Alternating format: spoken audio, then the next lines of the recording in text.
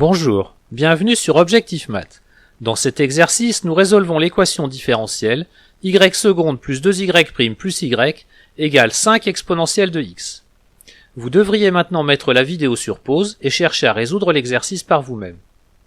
On nomme E l'équation différentielle. Il s'agit d'une équation différentielle linéaire d'ordre 2 à coefficient constant. Son équation homogène associée grand H s'écrit y seconde plus 2y' plus y égale à 0. Son équation caractéristique est r au carré plus 2r plus 1 égale à 0, qui admet moins 1 comme racine double. On en déduit que les solutions de h sont les fonctions f définies de r dans R, telles qu'il existe lambda mu des réels, tels que pour tout x réel, f de x soit égal à lambda plus mu fois x, facteur de exponentielle de moins x. Déterminons maintenant une solution particulière de E.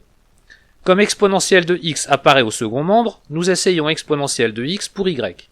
Y seconde plus 2y' plus y a alors 4 exponentielles de x comme expression. En multipliant par le coefficient constant 5 quarts, on obtient une solution particulière de E.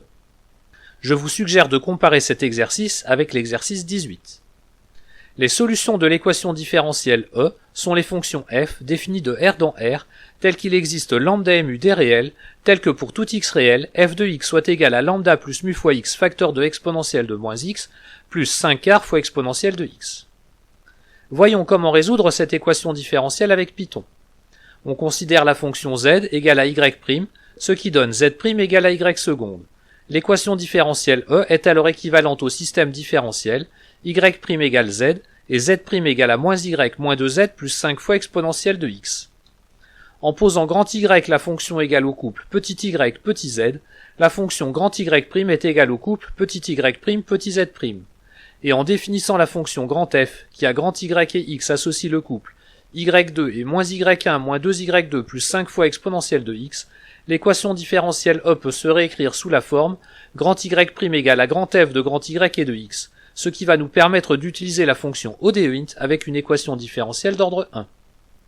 Voici enfin quelques représentations graphiques obtenues avec Python. Vous pouvez retrouver le fichier source en suivant le lien donné dans la description de la vidéo. Voilà, cette vidéo est terminée, vous pouvez me laisser des commentaires et me poser des questions. À bientôt sur Objectif Math.